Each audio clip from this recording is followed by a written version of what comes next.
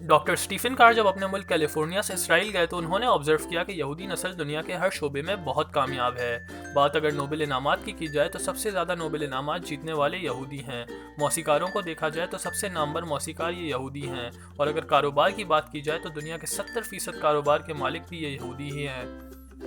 آپ بھی شاید یہی سوچ رہے ہوں گے کہ اتنی کم تعداد ہونے کے باوجود اتنی زیادہ کامیابیوں کا کیا راز ہے۔ ڈاکٹر اسٹیفن کار بھی کچھ یہی سوچ رہے تھے کہ کیا یہودیوں کو خدا نے قدرتی طور پر نوازا ہوا ہے یا اس کے پیچھے کوئی اور راز ہے۔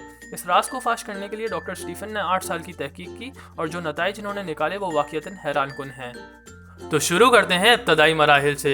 اسرائیل میں جب کوئی خاتون حاملہ ہوتی ہے تو وہ اکثر گانا گاتی، پیانو بجاتی اور ریاضی کے سوال حل کرتی نظر آتی ہیں۔ اسٹیفن یہ دیکھ کر حیران تھے کہ ان کی ایک دوست اکثر اپنے ساتھ ریاضی کی کتاب رکھتی تھی اور کئی بار مشکل سوال اسٹیفن کے ساتھ حل کرنے کی کوشش کرتی تھی۔ اسٹیفن نے سوال کیا کہ کیا یہ تمہارے بچے کے لیے ہیں؟ تو اس خاتون نے جواب دیا، جی ہاں، یہ میرے بچے کے لیے ہے جو ابھی تک ووم میں ہے۔ میں اس کے ذہن کو تیار کر رہی ہوں اور مجھے امید ہے کہ وہ ذہین پیدا ہوگا۔ ایک اور اہم چیز جو ڈاکٹر اسٹیفن نے نوٹس کی تو وہ ان کا ڈائٹ پلان تھا۔ ایک اسرائیلی خاتون کھجور، بادام اور دودھ کو بہت پسند کرتی ہیں۔ وہ لنچ میں فش اور سیلڈ نوش کرتی ہیں۔ یہودیوں کا یہ ماننا ہے کہ فش برین ڈیولپمنٹ کے لیے بہت کارآمد ہے اور فش کا ہیڈ ذہن کو بہت نقصان پہنچاتا ہے۔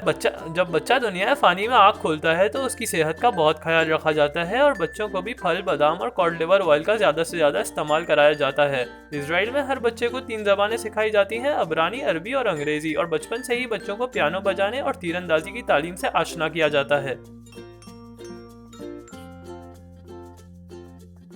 پہلی جماعت سے 6ٹھی جماعت تک بزنس، میتھمیٹکس اور سائنس جیسے مضمونوں میں سخت توجہ دی جاتی ہے۔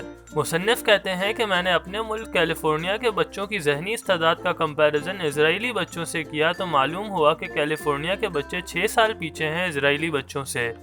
اس بات میں تو کوئی شک نہیں کہ تمباکو نوشی کی تمام بڑی کمپنیز کے مالک یہ یہودی ہی ہیں، لیکن اس بات میں بھی کوئی شک نہیں کہ یہودیوں کے گھروں میں اسموکنگ کرنا سخت منع ہوتا ہے۔